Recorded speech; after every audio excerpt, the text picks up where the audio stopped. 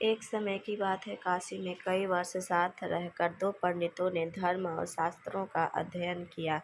शिक्षा पूरी होने के बाद दोनों विद्वान अपने अपने गांव की ओर चल पड़े। तब यातायात के साधन तो थे नहीं। लोगों को एक साथ एक स्थान से दूसरे स्थान तक जाने में कई कई दिन लग जाते थे।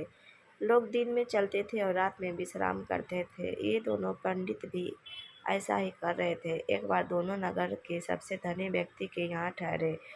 उसने उनके रहने की व्यवस्था की और फिर अपने लोगों से कहा कि दोनों महानुभावों के भोजन का भी बंदोबस्त किया जाए। इस भी समय पाकर धनी व्यक्ति दोनों के पास पहुंचा और उनसे चर्चा करने लगा। धनी व्यक्ति अनुभवी था। वह जान गया कि दोनों पंडितों में बहुत ज़्यादा घमंड है। साथ में दोनों एक दूसरे को मूर्ख समझते हैं।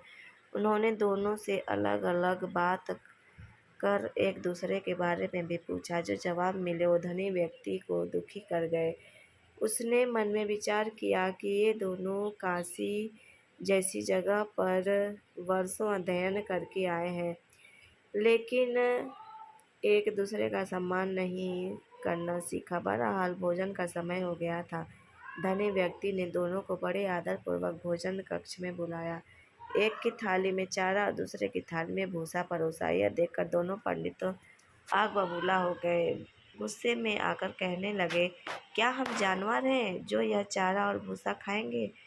धनी होकर तुम हमारा अपमान कर रहे हो। यह लक्ष्मी द्वारा सरस्वती का अपमान है। इस पर उन्होंने बड़ी ही शांति से जवाब दिया, एक को थाली में चारा और दूसरों को भूसा परोसा गया है।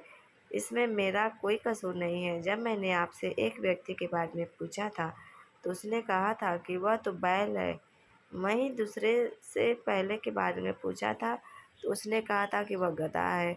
आप दोनों में से एक दूसरे को बैल और गधा बताया तो मैंने उसी हिसाब से चारा और भूसा थाली में परोस दिया। इतना सुनते ही दोनों ज्ञानियों की आंख खुल चुकी थी। उन्हें अपनी गलती का एहसास हो गया था। उन्होंने उनसे क्षमा मांगी। एक दूसरे के प्रति ऐसी सोच रखने के लिए खेद भी जताया। व्यक्ति में कितना भी ज्ञान आ जाए, उसे घमंड नहीं करना चाहिए। साथ ही दूसरों के प्रति बुरे भाव नहीं रखने चाहिए। आपको यह वीडियो अच्छा लगे, लाइक से सब्सक्राइब जरूर करिए। Thank you.